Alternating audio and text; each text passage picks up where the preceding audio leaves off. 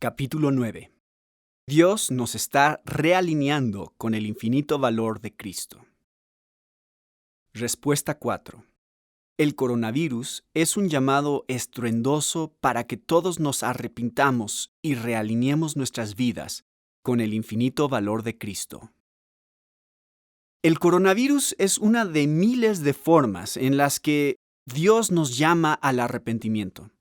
De hecho, todos los desastres naturales, ya sean inundaciones, hambrunas, langostas, tsunamis o enfermedades, son llamados dolorosos y clementes de Dios a que nos arrepintamos. Esto lo vemos en la forma en que Jesús responde al desastre en Lucas 13, 1-5. En aquella ocasión, algunos que habían llegado le contaron a Jesús cómo Pilato había dado muerte a unos galileos cuando ellos ofrecían sus sacrificios. Jesús les respondió: ¿Piensan ustedes que esos galileos, por haber sufrido así, eran más pecadores que todos los demás? Les digo que no. De la misma manera, todos ustedes perecerán, a menos que se arrepientan. ¿O piensan que aquellos 18 que fueron aplastados por la torre de Siloé eran más culpables que todos los demás habitantes de Jerusalén? Les digo que no.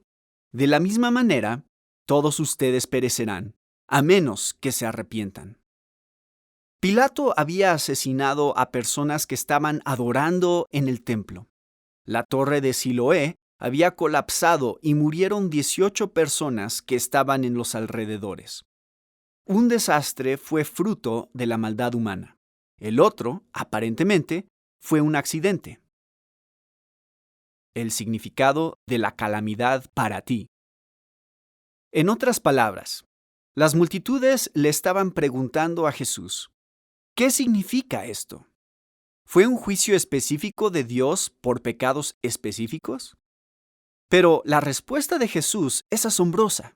El significado que Él le atribuye a estos desastres tiene que ver con todas las personas, no solo con los que murieron.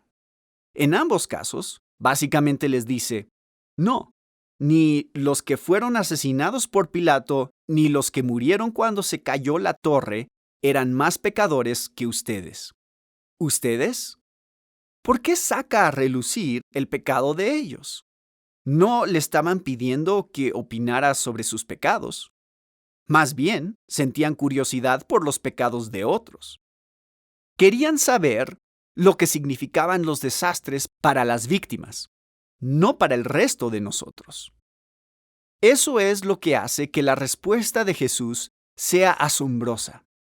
En esencia, dijo que estos desastres tienen un significado para todos, y el mensaje es: arrepiéntanse o perecerán. Lo dice 2 veces. Todos ustedes perecerán a menos que se arrepientan. Lucas 13:5. Un llamado misericordioso mientras aún hay tiempo. ¿Qué estaba haciendo Jesús? Estaba redirigiendo el asombro de las personas. El asombro que los llevó a hacerle estas preguntas a Jesús está en el lugar equivocado. Les sorprendía el hecho de que las personas fueran asesinadas tan cruelmente y aplastadas de una manera tan absurda. Pero Jesús dice: lo que debería sorprenderles es que los asesinados y aplastados no hayan sido ustedes. De hecho, si no se arrepienten, ustedes mismos sufrirán un juicio como ese algún día. Partiendo de este texto, mi deducción es que Dios quiere comunicar un mensaje misericordioso en todos estos desastres. El mensaje es que todos somos pecadores y que vamos rumbo a la destrucción. Los desastres son llamados de misericordia de parte de Dios para que nos arrepintamos y seamos salvos mientras aún hay tiempo. Jesús cambió el enfoque de los muertos a los vivos y básicamente dijo: no hablemos de los muertos, hablemos de ustedes. Esto es más urgente. Lo que les sucedió a ellos tiene que ver con ustedes. Su mayor problema no son los pecados de ellos, sino sus propios pecados. Pienso que ese es el mensaje de Dios para el mundo en esta crisis del coronavirus. Él está llamando al mundo al arrepentimiento antes de que se acabe el tiempo. ¿Qué es el arrepentimiento? Seamos más específicos. ¿A qué nos referimos con arrepentimiento?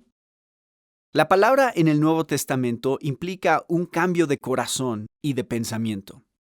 No es un cambio superficial de opinión, sino una transformación profunda para que veamos y valoremos a Dios y a Jesús como lo que son en realidad.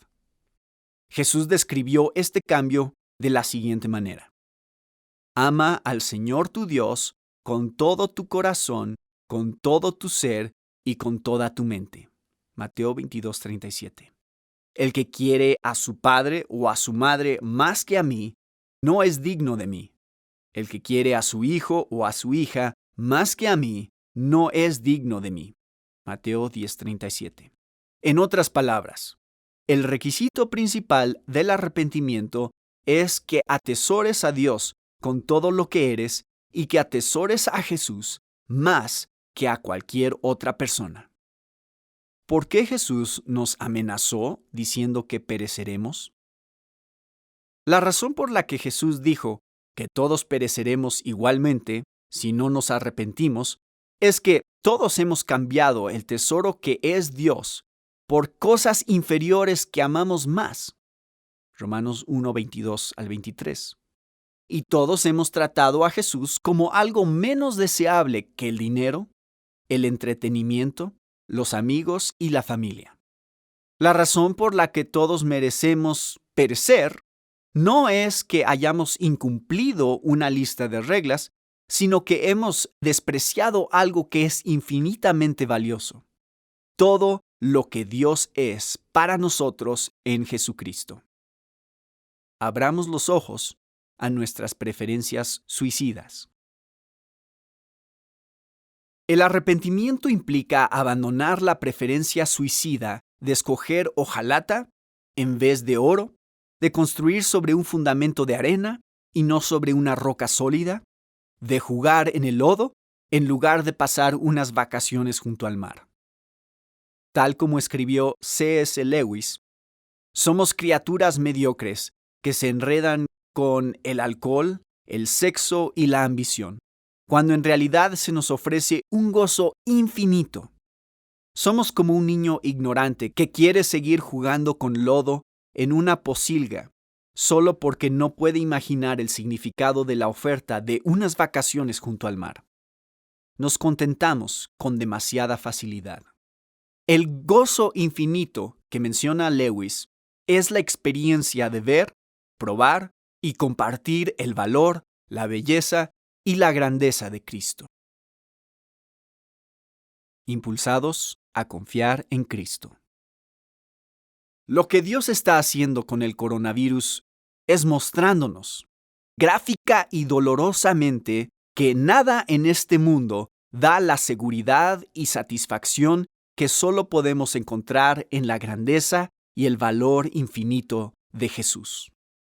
Esta pandemia global nos quita la libertad de movimiento, detiene nuestras actividades económicas y no nos permite relacionarnos cara a cara. Nos quita nuestra seguridad y comodidad. Y, al final, puede quitarnos la vida. La razón por la que Dios nos expone a pérdidas como estas es que quiere impulsarnos a confiar en Cristo. O, para decirlo de otra manera, la razón por la que Él usa las calamidades para ofrecernos a Cristo es que la grandeza suprema de Cristo brilla con más fuerza cuando Cristo nos mantiene gozosos en medio del sufrimiento. El regalo de la desesperación. Considera, por ejemplo, la razón por la que Dios permitió que Pablo llegara a perder la esperanza de salir con vida. Hermanos, no queremos que desconozcan las aflicciones que sufrimos en la provincia de Asia. Estábamos tan agobiados bajo tanta presión que hasta perdimos la esperanza de salir con vida. Nos sentíamos como sentenciados a muerte. Pero eso sucedió para que no confiáramos en nosotros mismos, sino en Dios, que resucita a los muertos. Segunda de Corintios 1, 8 al 9. Pablo no vio esta situación desesperada como algo satánico o como una casualidad. Fue algo con propósito. Y en este pasaje se especifica el propósito de Dios. Esta experiencia peligrosa sucedió para que no confiáramos en nosotros mismos, sino en Dios, que resucita a los muertos. Segunda de Corintios 1:9. Este es el mensaje del coronavirus. Dejen de confiar en ustedes mismos y busquen a Dios. Ustedes ni siquiera pueden evitar la muerte. Dios puede resucitar a los muertos. Y por supuesto, confiar en Dios no significa que los cristianos deban vivir con los brazos cruzados. Los cristianos nunca han vivido con los brazos cruzados. Más bien, significa que la base, el modelo y el objetivo de todos nuestros actos es Dios. Como dijo Pablo, he trabajado con más tesón que todos ellos, aunque no yo, sino la gracia de Dios que está conmigo. Primera de Corintios 15:10. El coronavirus nos llama a convertir a Dios en la realidad más importante de todas las áreas de la vida. Nuestra vida depende más de Él que del aire que respiramos. Y Dios a veces nos quita ese aire para impulsarnos a buscarle. El significado de las espinas. O considera el propósito que Dios quería lograr en la vida de Pablo por medio de la dolorosa espina en su carne. Para evitar que me volviera presumido por estas sublimes revelaciones, una espina me fue clavada en el cuerpo, es decir, un mensajero de Satanás, para que me atormentara. 3 veces le rogué al Señor que me la quitara, pero Él me dijo, «Te basta con mi gracia, pues mi poder se perfecciona en la debilidad. Por lo tanto, gustosamente haré más bien alarde de mis debilidades, para que permanezca sobre mí el poder de Cristo». Segunda de Corintios 12, 7 al 9. Pablo fue bendecido con grandes revelaciones. Dios vio el peligro del orgullo. Satanás vio el peligro de la verdad y el gozo. Dios gobierna la estrategia de Satanás, de modo que lo que Satanás creía que arruinaría el testimonio de Pablo, en realidad sirvió para darle humildad y alegría al apóstol. Pablo tiene una espina en la carne, un mensajero de Satanás y un mensajero de Dios. No sabemos cuál es la espina, pero sabemos que fue dolorosa y que Pablo le pidió 3 veces al Señor que se la quitara. Pero él no lo hizo, pues tenía un propósito con ese dolor. Mi poder se perfecciona en la debilidad. Segunda de Corintios 12:9. Su propósito es que sea evidente, a través de la fe y el gozo inquebrantable de Pablo, que Dios es más valioso que la salud.